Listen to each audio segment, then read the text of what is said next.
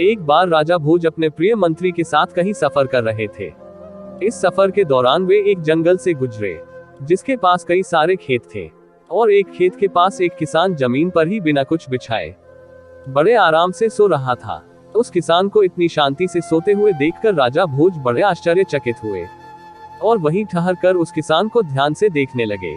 राजा को इस तरह शांत देख मंत्री ने राजा से पूछा, महाराज क्या हुआ? राजा ने मंत्री से कहा, मुझे एक बात समझ में नहीं आई, ना कोई गद्दा ना कोई बिस्तर, फिर भी वह किसान इतनी आराम से कैसे इस उबड़ खाबड़ जमीन पर सो सकता है? मंत्री थोड़ा सा मुस्कुराया और बोला, महाराज यह कमाल है परिस्थितियों का और आदतों का। मनुष्य से ज्यादा कोई कोमल नहीं है और ना ही मनुष्य से ज्यादा कोई कठोर है। परिस्थितियों के हिसाब से मनुष्य अपनी आदतें बना लेता है। मंत्री की बात राजा को ठीक से समझ में नहीं आई, इसलिए मंत्री ने कहा कि अगर ऐसा है तो इस किसान की परीक्षा ले लेते हैं। विचार विमर्श करने के बाद राजा और मंत्री उस किसान को राजमहल ले गए। राजमहल में किसान को वही ऐशो आराम, खाना पीना और सोने का बिस्तर दिया गया जिस पर राजा सोता था। थोड़े ही दिनों में किसान की आदतें पूरी तरह बदल गई और वह उस राजसी ठाट बाट का आदी हो गया। आखिरकार उसके परीक्षा के दिन भी आ गए। मंत्री ने उसके सोने के बिस्तर में कुछ सूखे पत्ते और तिनके चुपके से डाल दिए।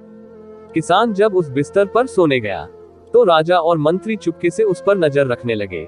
कुछ ही देर बाद राजा और मंत्री ने देखा कि किसान ठीक से सो नहीं पा रहा है और बार बार करवटें बदल रहा है। राजा यह देखकर फिर से हैरान था।